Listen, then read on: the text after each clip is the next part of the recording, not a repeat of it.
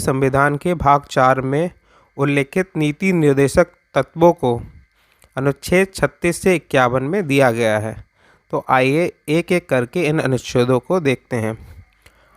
अनुच्छेद 36 नीति निर्देशक तत्वों के संदर्भ में राज्य की परिभाषा अनुच्छेद 36 में दी गई है।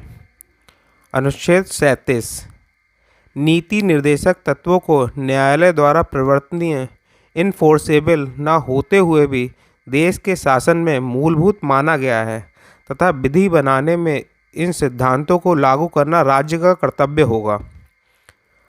अनुच्छेद 38 का खंड 1 राज्य लोक कल्याण की अभिवृद्धि के लिए सामाजिक व्यवस्था बनाएगा।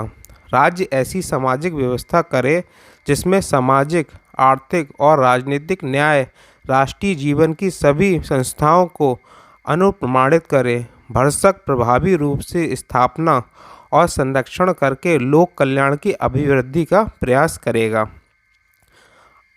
उपखंड 2 आय, प्रतिष्ठा, सुविधाओं तथा अवसरों की असमानता को समाप्त करने का प्रयास करेगा।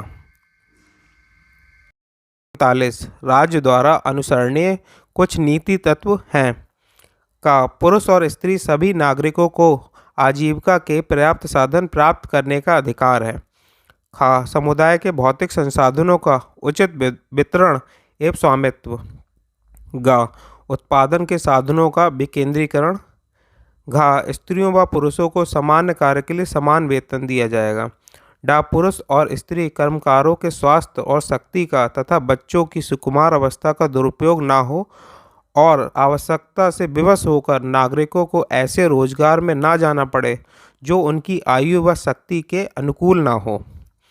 बच्चों को स्वतंत्र और गर्ममय वातावरण में स्वास्थ्य विकास के अवसर और सुविधा दी जाए और बच्चों तथा अल्पवय व्यक्तियों की शोषण से तथा नैतिक और आर्थिक परित्याग से रक्षा करना। इस तत्व को 42वें संविधान संशोधन अधिनियम 1976 द्वारा शामिल किया गया है। आर्टिकल 39 का सामान्य अवसर के आधार पर न्याय देना व निःशुल्क कानूनी सहायता उपलब्ध कराना ताकि गरीबों को अन्याय का शिकार न होना पड़े। 42वें संविधान संशोधन अधिनियम 1976 द्वारा शामिल किया गया है। अनुच्छेद 40 ग्राम पंचायतों का संगठन करना और उन्हें स्वायत्त शासन की इकाइयों के रूप में कार्य करने हेतु शक्तियां व प्राधिकार देना। अनुच्छेद 41 कुछ दशाओं में विशेषतः बुढ़ापे, बेरोजगारी, बीमारी, अशक्तता आदि की दशा में काम, शिक्षा और लोक सहायता पाने का अधिकार सुनिश्चित करने के लिए राज्य प्रभावी प्रावधान करेगा। अनुच्छेद 42 कार्य की न्याय संगत और मानवीय दशाओं का तथा मातृत्व सुरक्षा हेतु सहायता का उपबंध करेगा। अनुच्छेद 43 कर्मचारियों को निर्वाह मजदूरी एवं कुटीर उद्योग का विकास। अनुच्छेद 43 का उद्योगों के प्रबंधन में मजदूरों की भागीदारी के लिए उपयुक्त विधान बनाना। 42वें संविधान संशोधन अधिनियम 1976 द्वारा अनुच्छेद 43 के को जोड़ा गया है। अनुच्छेद 43 का सरकारी समितियों का उन्नयन। 97वां संविधान संशोधन अधिनियम 2011 द्वारा इसे जोड़ा गया है।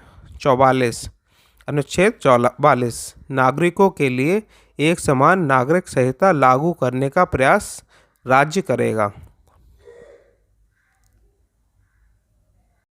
45 6 वर्ष से कम आयु के बच्चों को शिक्षा और उनकी देखभाल। इसे 86वां संविधान संशोधन अधिनियम 2002 द्वारा जोड़ा गया है। अनुच्छेद 46 अनुसूचित जातियों, अनुसूचित जनजातियों और अन्य दुर्बल वर्गों की शिक्षा और अर्थ संबंधी हितों को अभिवृद्धि व सामाजिक न्याय सुनिश्चित करना।